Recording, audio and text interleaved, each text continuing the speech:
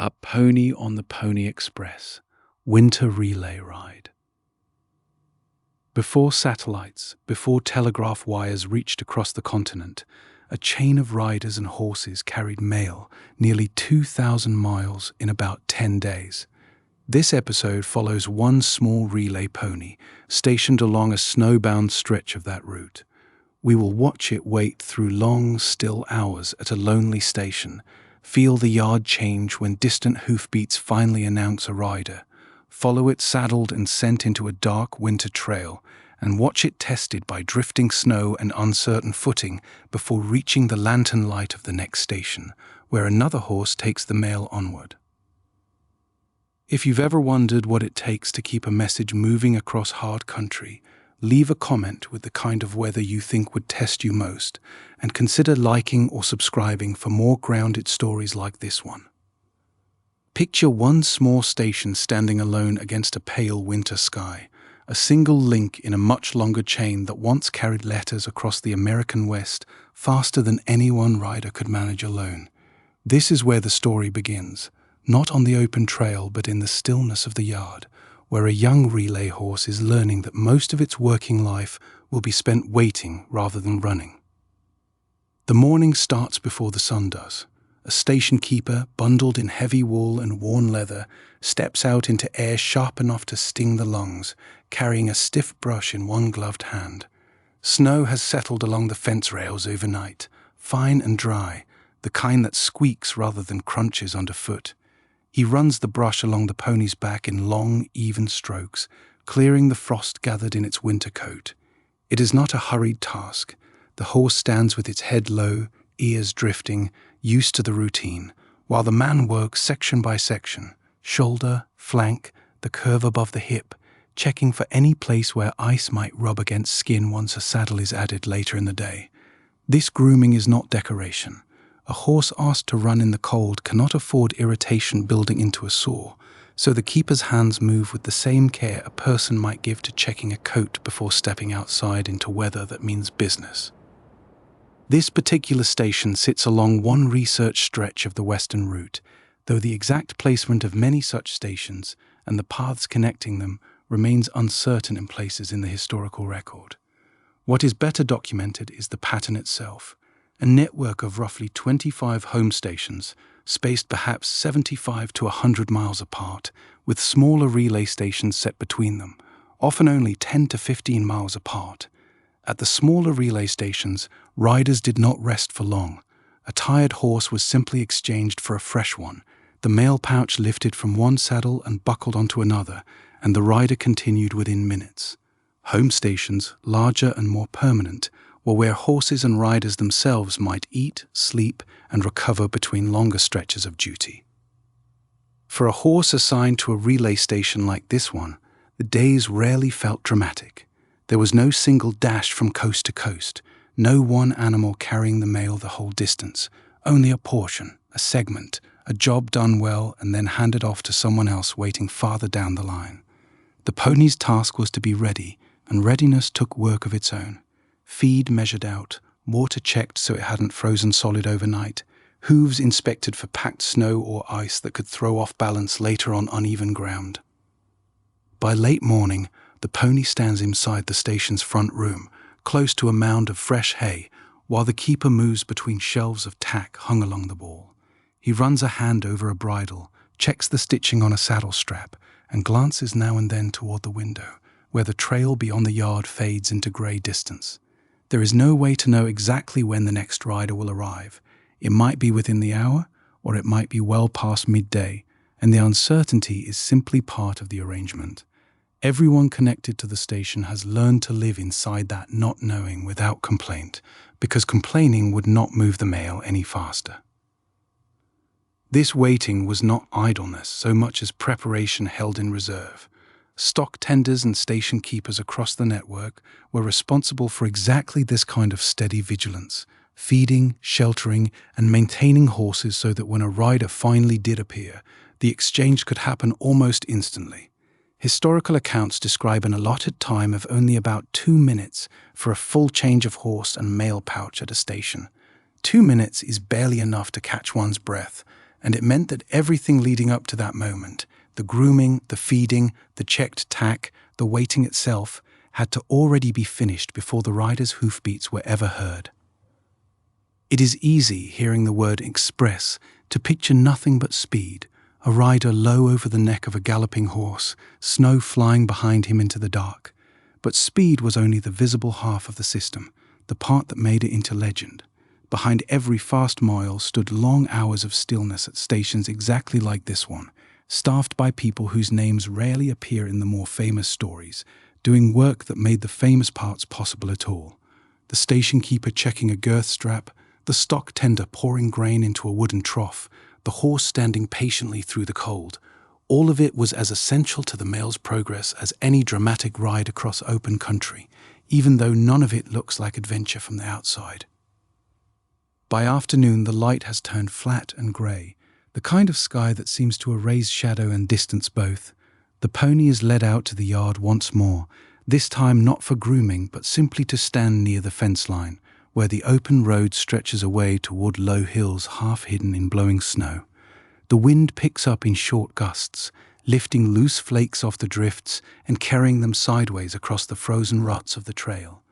Everyone at the station, keeper, tender, horse alike, has learned to listen in these grey hours for the first faint suggestion of movement far off, a change in the wind's pitch, a door latch shifting on its hinge, or, if the timing is right, the distant, even knock of a horse's hooves against hard-packed snow. For the pony, this listening is instinctive rather than taught. Ears turn toward the faintest disturbance in the air long before anything is visible on the road. A shift in stance, a slight lift of the head, signals attention before any human at the station notices a thing. It is this instinct, paired with the steady human labor of care and preparation, that allowed the relay system to function as smoothly as it did across so many isolated, difficult miles of country where a single missed exchange could cost precious time. Nothing arrives yet. The wind continues its low pull across the yard, and the horse stands near the fence, breath rising in pale clouds, waiting the way it has learned to wait through countless similar afternoons before this one. Understanding what happens in these hours between rides is essential to understanding the Pony Express as it actually worked. Not a single heroic gallop from one ocean to the other, but a long, patient chain of care, feed, and readiness, station by station, animal by animal, so that when the moment finally came, every piece of the exchange would already be in place and waiting. That larger structure, the layout of the stations, the careful timing strung between them, and the reasons a single message could cross such enormous distance in so short a time, is where the story turns next. The pony's waiting, we said, was only one piece of something much larger. To understand why that waiting mattered, and why it could end so suddenly, we have to step back from the fence and the stable and look at the whole chain the pony belonged to, a chain stretched across nearly 2,000 miles of prairie, desert, and mountain, held together by timing as much as by muscle. The Pony Express did not work because one horse and one rider crossed the continent together. It worked because nobody had to.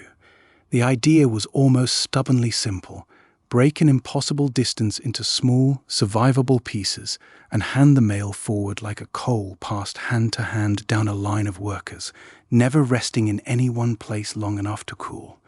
A letter left one edge of the country carried by a rider who might hold it for only a single stretch of trail, then pass it to another rider entirely, mounted on another horse entirely, at a station most letter writers back east would never know existed.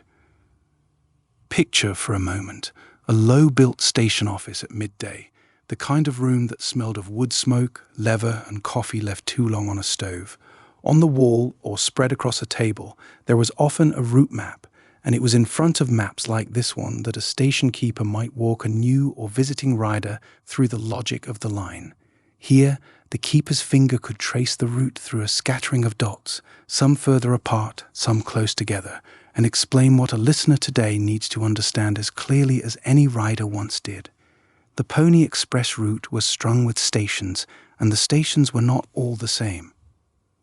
Some were called home stations, larger and more permanent, often built where an existing stage line or ranch already had shelter, food, and stock on hand.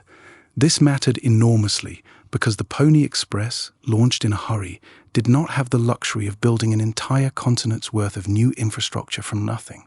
It leaned on what already existed. Hotels, ranch buildings, older stage stops, all could be pressed into new service, patched and supplied until they were ready to keep men and horses through the worst of a plains winter. At a home station, a rider might actually stop for a longer while, eat something warm, sleep in an actual bed, and wait for the next eastbound or westbound pouch to reach him.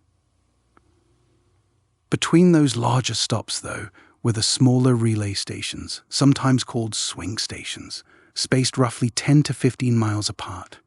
15 miles does not sound like much today. On horseback, in winter, across broken or drifted ground, it was close to the limit of what a horse should be asked to give at speed before it needed rest. So the relay stations existed for exactly one purpose: to keep a fresh horse standing ready, so the rider never had to nurse a tiring animal further than that. This is the heart of the whole system, and it is worth sitting with for a moment, because it explains a fact that otherwise looks almost impossible. A single rider changing horses again and again rather than exhausting one animal over a long haul could reasonably cover somewhere in the range of 75 to 100 miles in a single shift. That is a distance no one horse could survive giving at any real pace. It only became possible because the labor was divided among many animals, each contributing a short, hard burst rather than one endless effort.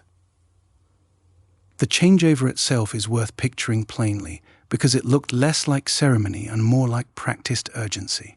Imagine a station yard in snow, lamplight or grey daylight catching on frost, a fresh horse already saddled and held at the rail by a stock tender, breath rising from its nostrils in short clouds. The incoming rider does not walk his tired mount in slow circles to cool it first. He swings down in one continuous motion, already reaching for the mochila, the flat leather mail pouch built to sit over a saddle and be lifted whole from one horse to another. Historical accounts from the trail suggest the entire exchange, horse and mail together, was meant to take only about 2 minutes. 2 minutes in the middle of a storm, with cold hands and a half-panicked horse, is not long at all. It demanded that everything be ready before the sound of hooves was even certain, which is exactly why the pony's earlier hours of waiting, feed and grooming were never wasted time. They were preparation for precisely this moment. None of this could hold together without accounting, and this is where the human labor of the system becomes as important as any horse's legs. In the evenings, by lamplight, a station hand might sit near the tack room with a ledger, or something like one, marking down the times a rider had come and gone, which horse had gone out, what condition it returned in, and what feed had been used. This kind of record-keeping is easy to overlook next to the drama of galloping riders, but it was what let the whole enterprise function as a business and not simply a string of lucky rides. Somebody, somewhere along that line, needed to know how many horses a station required, how much grain was on hand for the week, and whether the last rider had come in early or dangerously late. We should be honest that we cannot know the private habits of any single unnamed keeper on any one unrecorded night. But the practice of timing, supply, and written tracking along the route is well established, and it is reasonable to imagine some version of it happening in stations very like this one. The scale required to keep such a system running was considerable. Estimates from the trail's history suggest that a single one-way trip across the entire route might have called on the strength of something like 75 horses, each covering its own short piece, each resting and eating and waiting its turn again before another rider arrived. Individual stations, especially well-supplied ones, might keep 20 or more horses on hand at once, groomed, fed, and staged so that no rider ever had to wait for a mount that wasn't ready. Multiply that effort across the whole distance from one edge of the country to the other, and the picture stops looking like heroism and starts looking like logistics. Careful, unglamorous, essential logistics, built from feed schedules, saddle checks, and clocks. That is the real answer to how a letter could cross so much country in so little time. It was not a matter of extraordinary endurance in any one animal or any one man. It was a matter of division, redundancy, and discipline, station after station, each one doing its small part reliably enough that the whole chain could move faster than any single link within it. Our pony, waiting in the cold at its own small station, was one of those links, no more and no less important than the others strung out across the snow in both directions. It did not need to know the shape of the whole route to do its part. It only needed to be ready when the next sound came down the trail, hooves growing louder against the frozen ground, carrying toward the station the moment its own short stretch of the journey would finally begin. The pony did not need to know the shape of the whole route. It only needed to be ready when the next sound came down the trail, and on this particular afternoon, that sound finally arrived. It began as almost nothing, a faint change in the air, a vibration low in the ground that the pony felt through its hooves before any ear could have named it. Horses are built to notice such things, more sensitive to tremor and rhythm than people give them credit for. And while no record from any single station tells us exactly what this pony felt in this moment, the pattern of behavior is not a guess pulled from thin air. It is a reasonable reading of how prey animals, tuned across generations to changes in their environment, respond to the world moving toward them. The head came up first, ears swiveled forward toward the cottonwoods that lined the frozen road beyond the yard, bare branches holding a thin crust of snow that had not melted in days. The pony's body shifted its weight, a small readiness settling into the legs, the kind of stance that comes before movement rather than during it. Nothing was visible yet. The road curved away into pale afternoon light, grey and flat, the sun already leaning low even though evening was still some hours off. But the ground had begun to speak, faint at first, then less faint, the irregular drum of hooves striking packed snow and frozen mud. Inside the station, the keeper heard it too, though by different means. He had spent enough winters at this crossing to recognize the particular quality of a horse moving hard and long, different from a wagon, different from a lone traveler's easy walk. He set down what he was doing and called toward the stable, and the pony, still watching the road, felt the sudden change in the yard around it. Boots on packed snow, a door opening, the specific weight of human urgency where before there had only been the ordinary business of the afternoon. This shift matters because it tells us something about how these stations actually worked, not as places of constant drama, but as places built for readiness. A station like the one this pony called home, or one of the many similar outposts strung along the route, existed almost entirely to eliminate wasted time. The riders themselves had only a matter of minutes to make an exchange. Historical accounts suggest something close to 2 minutes was the standard allowance, a window so narrow that everything before it had to already be finished. The saddle blanket had to be laid, the bridle had to be within reach, the mochila, that flat leather mail cover slung over the saddle, had to be ready to slide from one horse to the next without a wasted motion. None of that readiness could wait for the rider to appear in plain sight. It had to begin the moment the sound of his approach became unmistakable. The keeper's helper came out from the stable, leading the pony by its halter, moving quickly but without panic, the motion of someone who had done this before and expected to do it again. The saddle blanket went on in one smooth pull, followed by the saddle itself, cinched with practiced hands that did not linger. The pony stood for this the way it had learned to stand, feeling the familiar weight settle onto its back, feeling its own body shift from stillness into anticipation. It could not have known the details of the larger system it belonged to, the network of similar yards and similar hands repeating this same motion up and down nearly 2,000 miles of trail. But it had learned, through repetition rather than understanding, that this particular sequence of sounds meant work was close. The hoofbeats grew louder, no longer a vibration alone, but an actual rhythm now, steady and hard, the sound of a horse pushed near the edge of its strength.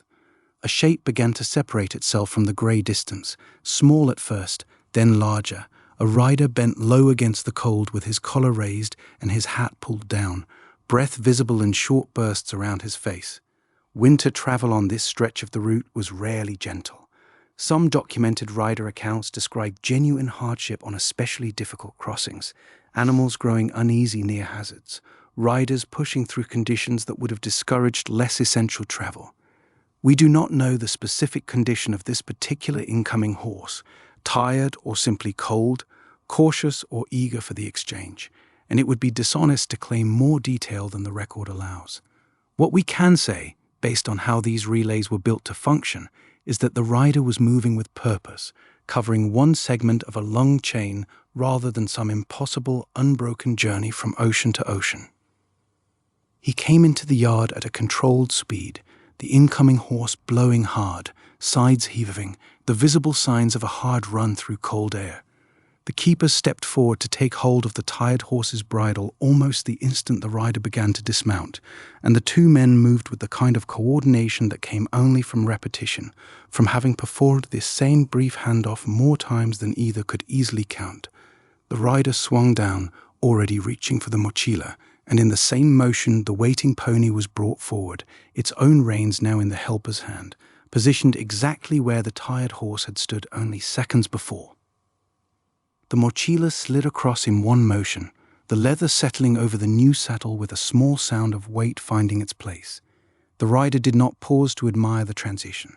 He checked the mochila's position with a quick hand, took the pony's reins, and mounted almost before the previous horse had finished being led away toward the stable, toward the same rest and feed and grooming the pony itself had known only minutes before.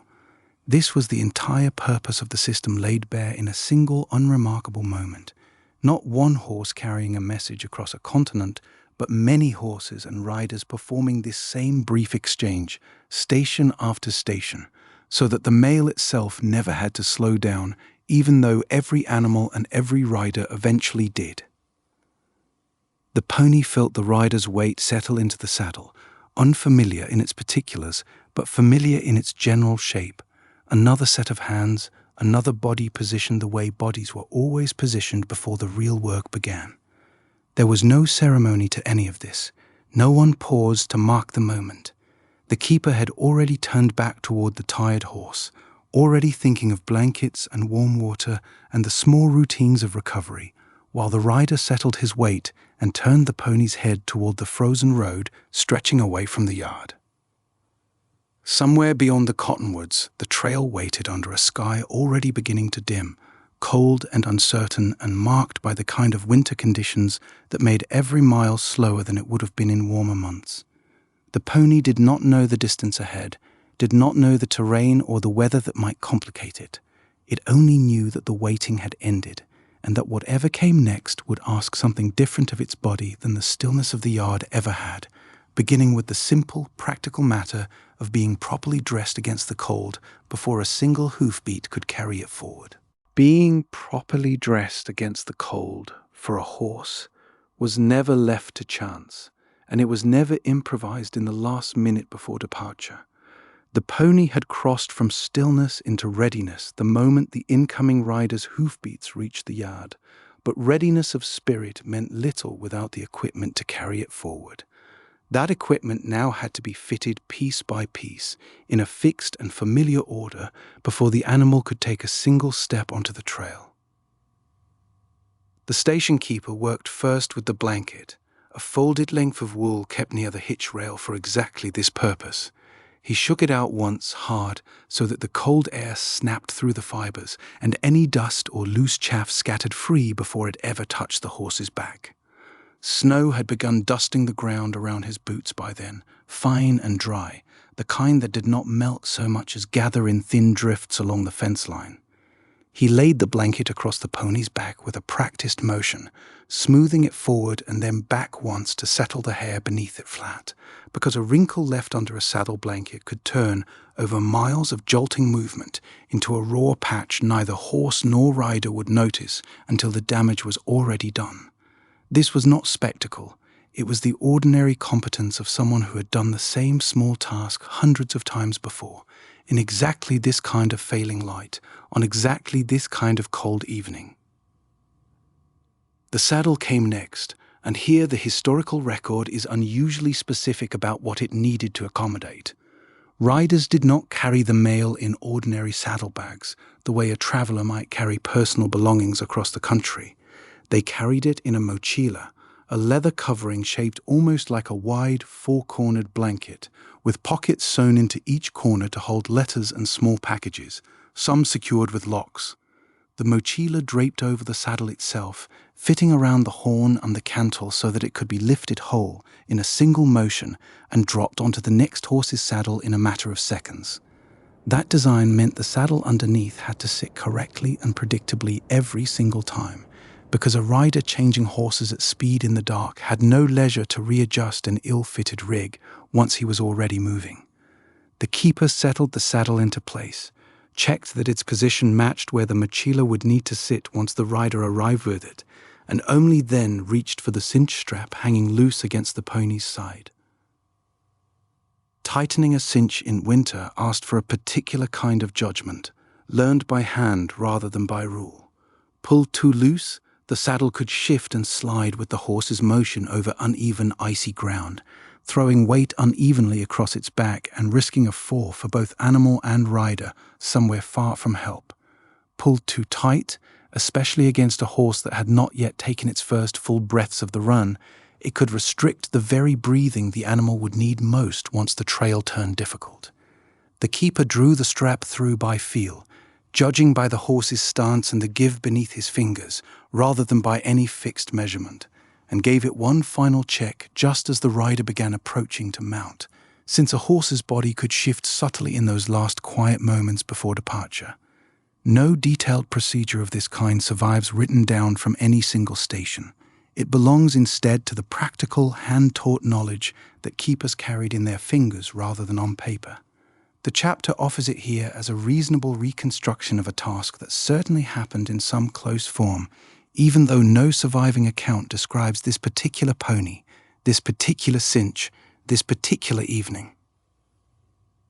At the open door of the station, rider and keeper turned together to the bridle.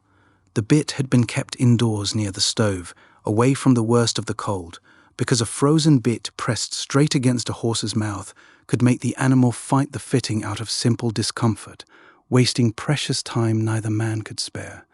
The rider held the pony's head steady while the keeper worked the leather straps into place, checking the fit at the poll and the jaw with the kind of unhurried attention that suggested this exchange had happened enough times between the two of them that neither needed to say much through it. Lantern light from inside the station threw long shadows across the snow, catching the leather in brief gleams as the straps were buckled and tested one more time. A bridle fitted wrong could mean a rider losing control on a stretch of trail with no room for correction, and so this checking, unglamorous as it looked from any distance, mattered to the male's safe arrival every bit as much as anything the horse's legs would do afterward. Then came the brush, last of all, run once more over the pony's neck and shoulders where sweat from earlier grooming or ordinary movement in the stall might have begun to dampen the hair. Left unaddressed, that dampness could freeze against the skin once the horse moved into open wind, turning a small patch of moisture into a real discomfort, or worse, somewhere out on the trail where no one could fix it. The keeper's hand moved quickly, checking mostly by touch in the low light, less a full grooming than a last assurance that nothing obvious had been missed before the horse left his care. It was a small gesture, easy to overlook in any dramatic telling of the Pony Express, and yet it mattered in exactly the way the historical record insists it did. Horses at relay stations were not sent out bare or improvised. They were fitted, checked, and readied with the same seriousness given to the mail itself, because the whole system depended on capable, sound animals reaching the next station without incident. None of this preparation asked the pony to perform some singular feat of endurance, and that distinction matters. The relay was built precisely so that no single horse needed to carry such a burden. A fresh mount waited every 10 to 15 miles along the route, and a fresh rider every 75 to 100, which meant the animal now being saddled in the yard would carry its rider only across one modest, defined stretch before another horse, at another station further down the line, took up the same mail and the same urgency. What winter added was not a demand for greater stamina, but a demand for better management. Managing the cold pressing into muscle and lung, managing sweat before it turned to ice, managing footing that could shift without warning beneath each stride. The pony did not need to be extraordinary. It needed only to be correctly equipped, attended by people who knew their work, and it was. With the mochila settled over the saddle, its corner pockets holding whatever letters this stretch carried, the rider swung up, boots finding the stirrups, weight coming to rest in a way the pony had felt many times before and had learned, in its own steady fashion, to accept without alarm. The keeper stepped back, lantern still in hand, its glow catching briefly on harness buckles and the last visible curl of the rider's breath in the freezing air. Then horse and rider moved forward together, out through the station yard, past the fence the pony had waited beside for so many still hours, and into the fading blue light where the road ahead lay silvered thin with new snow, waiting only for the first fall of hooves to break it open. The road ahead lay silvered thin with new snow, and it was onto that thin silver that the pony now carried its rider, out past the fence, out past the last reach of the station lantern's glow. For a few strides the light behind them still touched the ground, throwing long shadows that stretched, thinned, and finally gave out altogether. After that, there was only the trail itself, pale under a moon that seemed unusually large, and the steady dark shapes of fence posts marking a road that most travelers would never have found without knowing exactly where to look. The pony fell into a trot almost without being asked, and that gait told its own small story about how the whole system was built. This was not the flat-out running that popular imagination liked to attach to the Pony Express, the single heroic gallop stretching from one ocean to the other.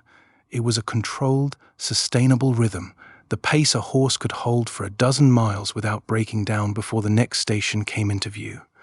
Riders on this route typically changed mounts every 12 to 15 miles, sometimes swapping horses 5 to 8 times across a single run, which meant no one animal was ever asked to sprint the whole distance.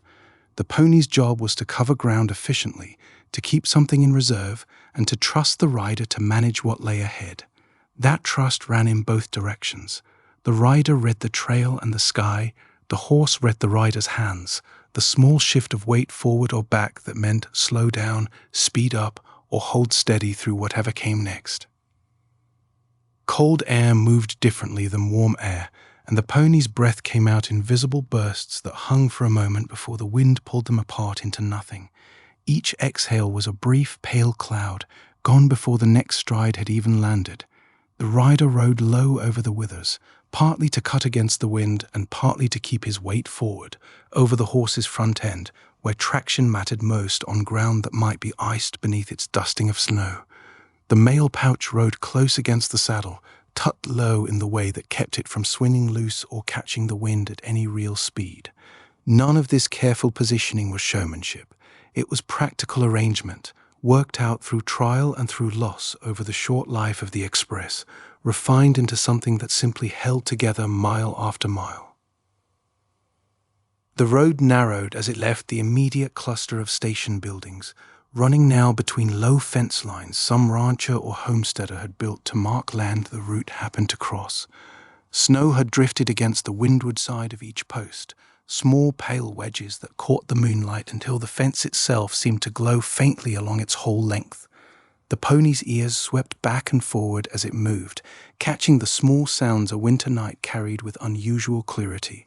The creak of frozen brush, the complaint of a branch under a passing gust, some small creature's quick scuffle beneath the crusted snow. None of these sounds mattered enough to break stride. They were simply information, filed away by a mind built for exactly this kind of steady, low-level watchfulness, the same alertness that had once waited by a fence for the sound of approaching hooves. Open country began not long after, the fences giving way to a broader white expanse where buried prairie grass and empty horizon blurred into nearly the same pale color. Here the pony had to work harder to read the ground, since older tracks lay softened under fresh snow and the footing beneath could shift without warning from packed earth to loose drift. It moved through this stretch with a slight caution, testing weight through each foreleg before committing fully, a habit that lightly spared both horse and rider a stumble that deeper snow or a hidden rut might otherwise have caused. The historical record does not describe this kind of moment-to-moment judgment in fine detail for any single horse, but it fits naturally with what is known about winter travel on the route, where footing and trail reading mattered every bit as much as raw speed. The rider kept low across these open miles, bracing against the wind, and it seems reasonable to imagine that his steadier, forward-leaning weight helped the pony hold its balance while negotiating uncertain ground. The male stayed tucked against the saddle the whole time, riding through drifts and past snow-crusted posts as though the weather around it were incidental rather than a genuine threat to its timely arrival, though it plainly was not incidental at all. A heavy squall, a horse that gave out partway through a run, a drift too deep to cross, any of these could delay the male on stretches very much like this one during the Express's single winter of operation. The pony did not know that history. It knew only the ground directly ahead, blue-white and seemingly endless, and the rider's calm, steady pressure asking it forward one stride at a time. Somewhere past the middle of that open country, with the station lantern long since lost behind them and no sign yet of the next one ahead, the rider eased the pace back from a trot into something closer to a measured walk. This was not an early sign of tiring. It was, more likely, a deliberate choice, the kind that separated a horse ridden to survive an entire relay leg from one ridden hard enough to spend itself before the leg was finished. Riders were trained to manage a mount across the full distance between stations rather than simply to cross the first miles as fast as possible, since a horse pushed too hard too soon might have nothing left when the terrain grew difficult later. The pony's stride shortened, its breathing eased towards something nearer its resting rhythm, and along a stretch of ground sheltered by low rises on either side, it walked for a while, gathering back some measure of the strength the earlier trotting had spent. The night around them stayed enormous in a way that made horse and rider feel almost incidental within it. Two small moving shapes beneath a sky crowded with more stars than the station yard's lantern had ever let show. The cold carried real weight now, settling into the pony's muscles until the earlier miles felt almost easy by comparison. Winter did not simply slow the trail down, it changed what the horse's entire body was managing at every stride, tracking warmth, footing, and breath all at once, in a way no summer crossing of the same ground would ever have demanded. That was the unglamorous cost of the season, carried almost entirely by the animal beneath the mail, one careful step after another. The walk, everyone involved seemed to understand without saying so, would not last. Whatever lay in the miles still ahead would ask the pony to trot again, to read footing again under changing conditions, and to find out just how much that careful pacing through the open dark would matter once the ground itself turned against it. The ground itself was about to turn against the pony, and that turn came sooner than the easy rhythm of the open dark had suggested. What had been a steady walk under starlight narrowed, in the last hour before dawn, into something that asked the horse to think about every single step rather than trust the ground beneath it. The trail dropped into a shallow draw where wind and thaw and freeze had taken turns working the snow into something uneven and untrustworthy. In places it lay soft and deep, in others it had crusted into a hard shell over looser powder beneath, the kind of surface that looks solid from above and gives way the moment weight settles onto it. The rider slowed the pony to little more than a careful walk here, letting the animal pick its own path rather than forcing a straight line across ground that might not hold. No station log survives to describe exactly how a Pony Express horse tested crusted snow on a particular winter morning, and this scene should be read as a reasonable reconstruction rather than a documented event. But it fits everything known about how relay horses were used, sparingly and with an eye toward keeping the animal sound rather than pushing it past its footing. A horse that went down in a snowbank did not just lose a few minutes, it could end a rider's run entirely, stranding the male far short of the next lantern. The pony's ears steadied forward, its head lowered slightly, testing weight through each hoof before committing to the next stride. Riders on this kind of stretch learn to feel a horse's hesitation through the reins and the small shift of its shoulders, and to let that hesitation set the pace rather than override it. A stumble was a real cost, possibly a lasting one. A slowed walk was only a small delay, and it was exactly the kind of delay a well-run relay system was built to absorb. That absorption, more than any single rider's nerve or skill, is the plain mechanism that kept the mail moving through winters like this one. Short distances between fresh horses and enough slack in the schedule that one careful mile did not undo the whole enterprise. It helps to remember the scale of what any one horse was actually being asked to do. Relay stations along many stretches of the route stood only 10 to 15 miles apart, close enough that a horse's job was never to conquer distance so much as to survive its own narrow slice of it. Home stations, spaced closer to 75 or 100 miles apart, held riders between longer runs, but even those distances were divided among many mounts, never carried start to finish by one animal.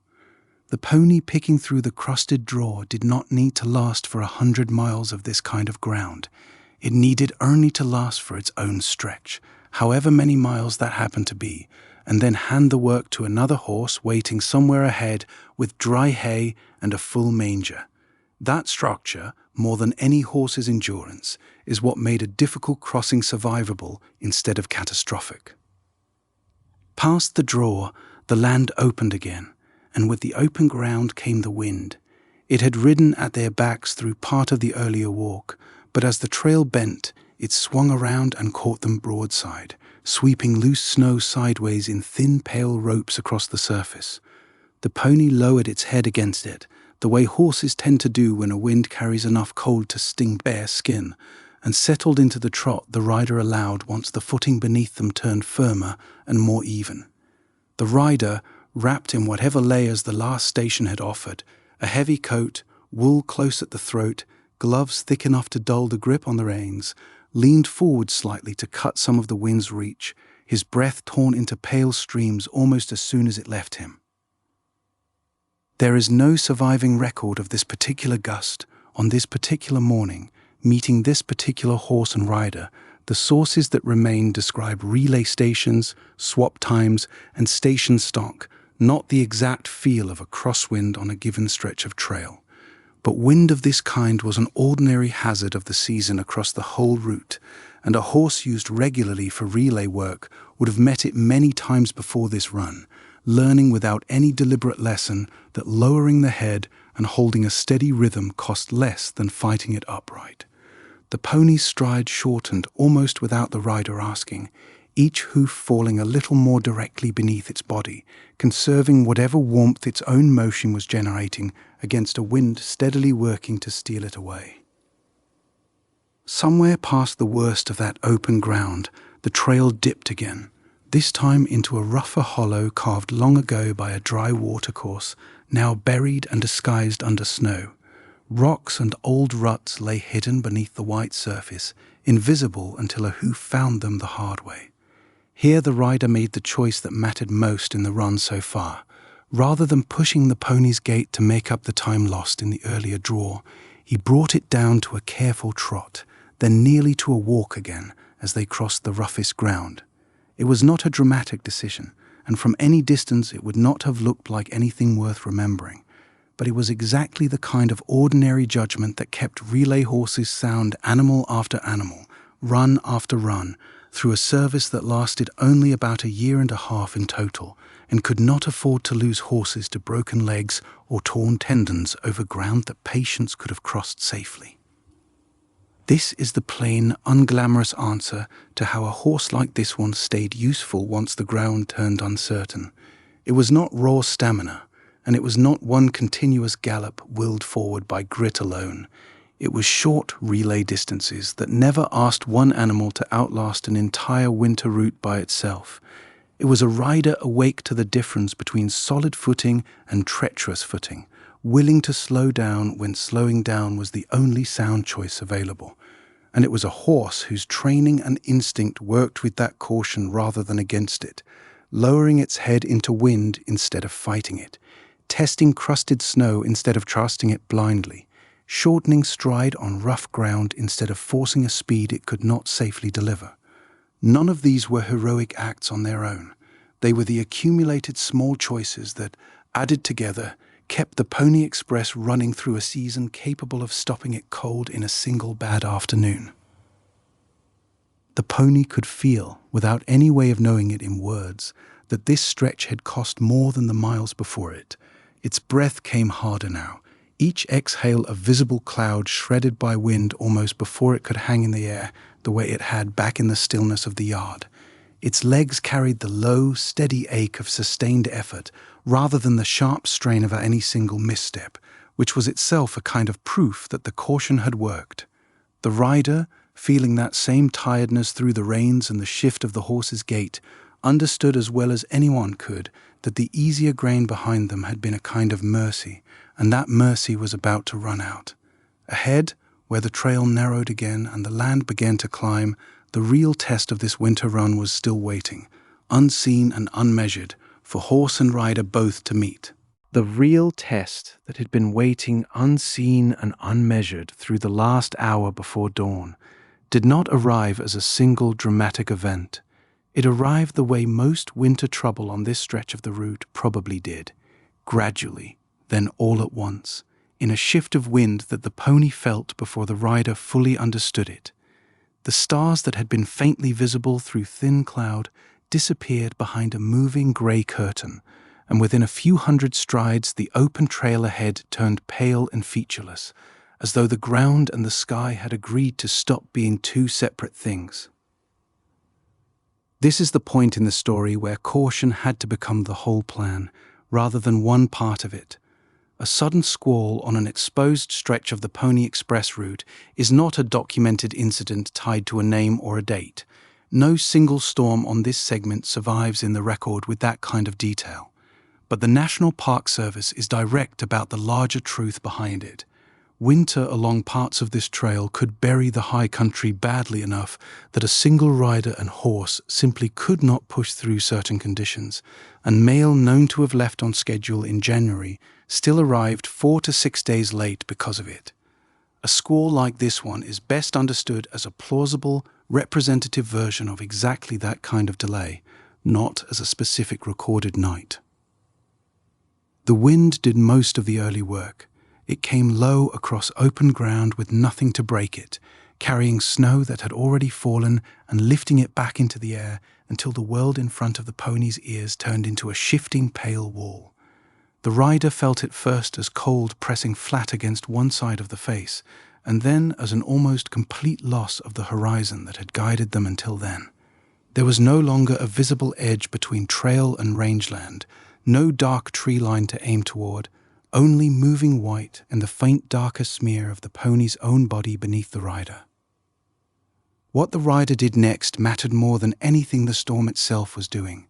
Instead of pushing the pony faster to get through the bad ground quickly, the rider drew the reins in, leaned forward against the animal's neck, and let the pace fall to something closer to a careful walk.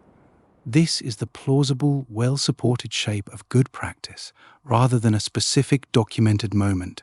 A horse asked to run blind into a whiteout risks a stumble that can end its usefulness for the rest of the night, and an experienced rider moving mail understood that arriving late was recoverable in a way that arriving with an injured horse, or no horse at all, was not. One gloved hand came down and pressed briefly against the front of the coat, checking that the mochila's leather pockets were still sitting flat and dry beneath the extra layer meant to shield them. A small habitual gesture that had nothing dramatic in it and everything practical. The pony, for its part, answered the slower rein pressure by shortening its stride on its own, almost before it was fully asked. This was not obedience in any simple sense. It was closer to the same instinct that had guided its footing on the rough ground earlier in the night, a working animal's accumulated sense that uncertain footing rewarded a shorter, more deliberate step. Its ears swiveled against the wind, flattening slightly, and its breath came out in short bursts, that the moving air tore apart almost as soon as they left its nostrils. There was no sign of the earlier stumble's shakiness returning, but there was a new tension along its neck and shoulders, the look of an animal working harder to simply understand where the ground was. The worst of it came at a shallow cut where the trail dipped between two low rises, a spot that in ordinary weather would barely have counted as a feature of the landscape at all. Snow driven by the wind had gathered there in a drift deep enough to half bury the road, smoothing the cut into a single unbroken white slope with no visible edge to mark where solid trail ended and soft, hollow drift began. The pony slowed almost to a stop at the lip of it, head lowering slightly, testing the surface with a forefoot the way it might have tested ice on a stock pond back at the station. The rider did not urge it forward. This, too, is the reconstructed but well-grounded core of the chapter. A rider moving relay mail on a winter night, faced with unreadable footing, gains nothing by forcing the issue and loses a great deal by causing a fall in country with no help nearby. The reins stayed loose enough to let the pony choose its own line, while the rider's eyes stayed fixed on the snow just ahead of the animal's feet, watching for the telltale sag or shadow that might mark a softer patch. The pony took the cut in short, testing steps, weight shifting back before each one, pausing once when a hind leg sank unexpectedly deep, and then pulling free with a controlled, unhurried effort rather than a panicked lunge. It would be dishonest to make this moment louder than it likely was. There is no record of a dramatic near fall on this particular night, no rearing or thrashing to describe, because the entire point of good relay practice was to prevent exactly that kind of moment from ever needing to happen.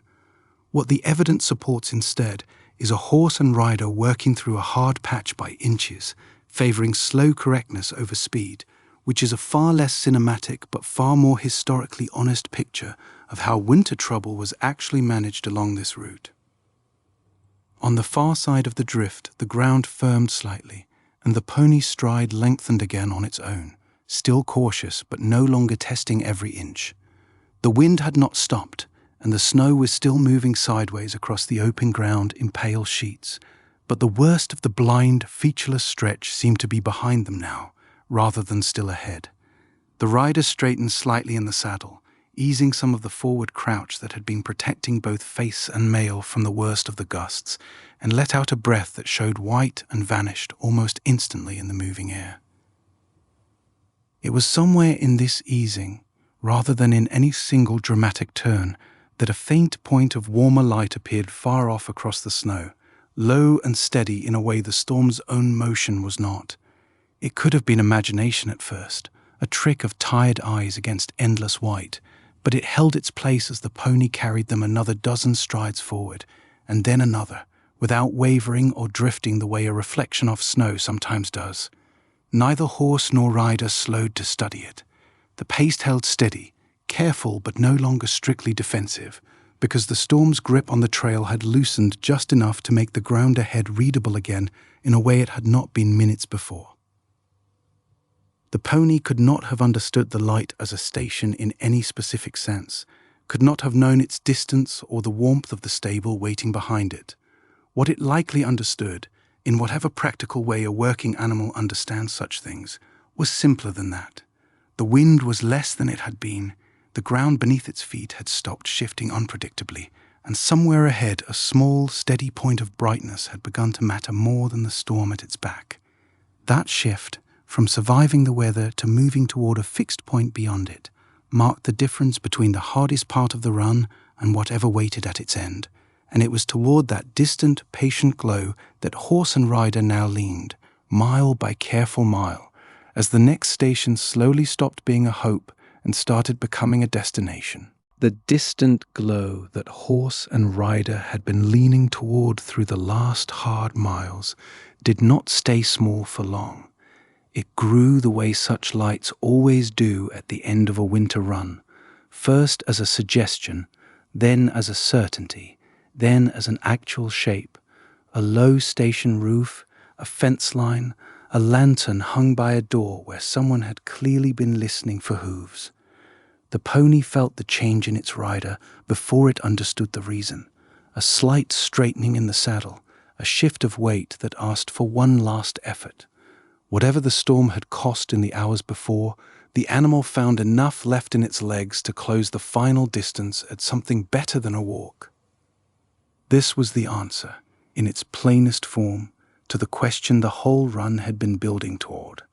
A Pony Express segment did not end with a horse simply stopping because it could go no further.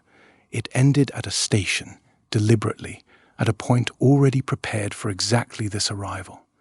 The glow ahead was not comfort in the abstract.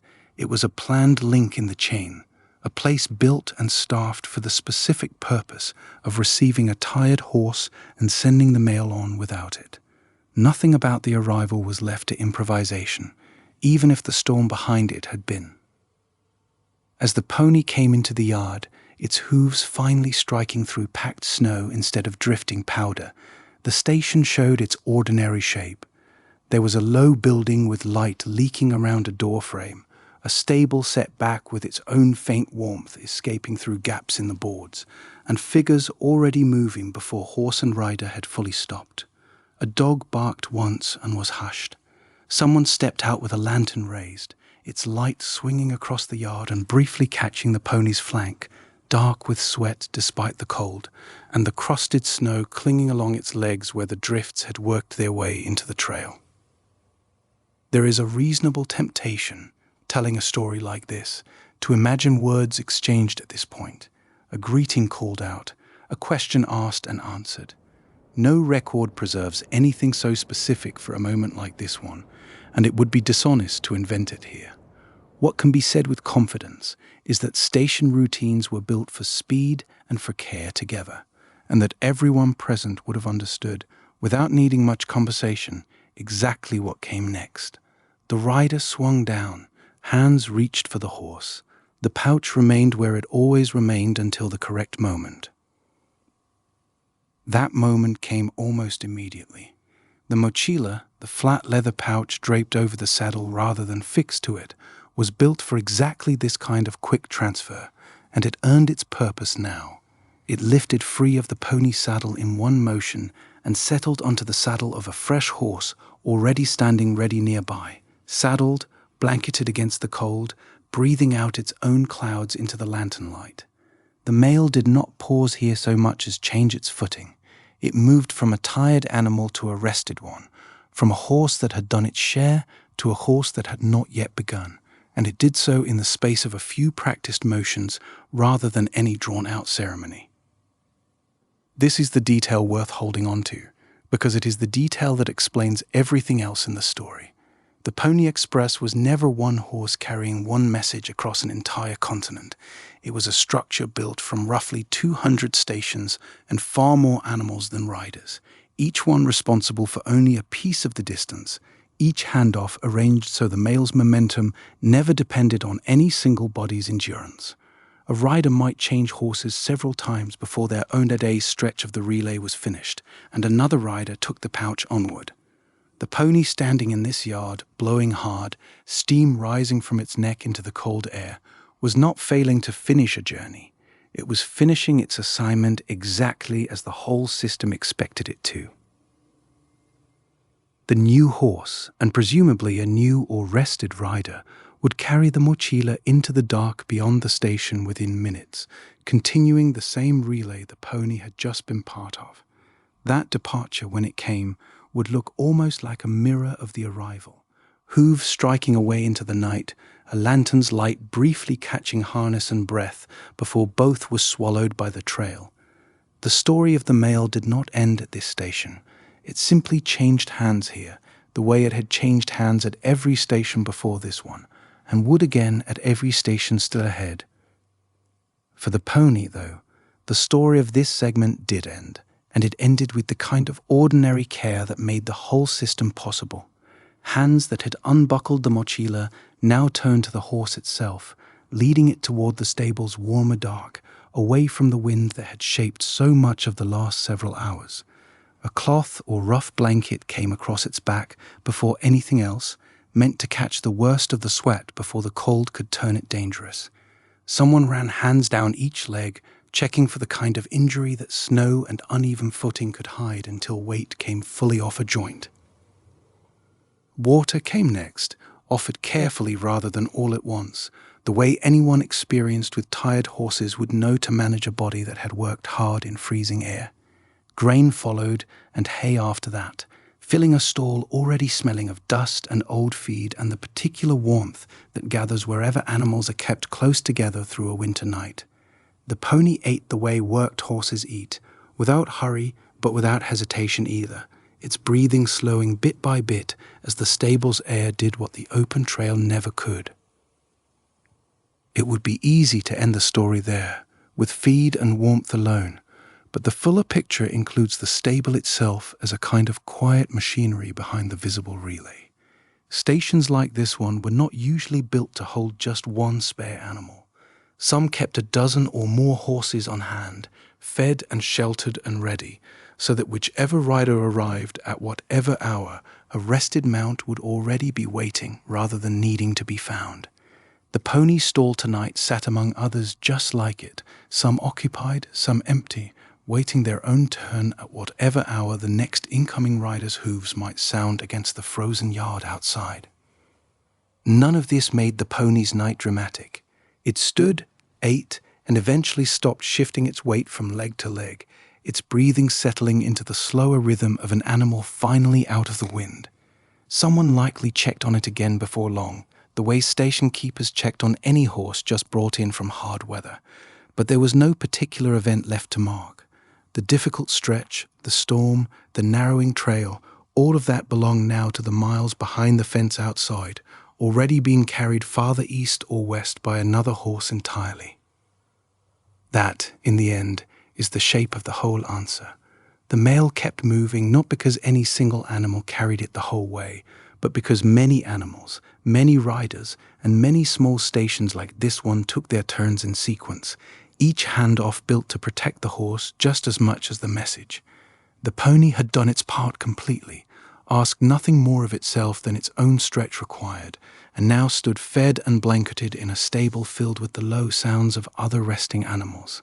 Outside, the lantern by the door still burned against the dark, waiting, as it always did, for the next set of hooves to come out of the winter night.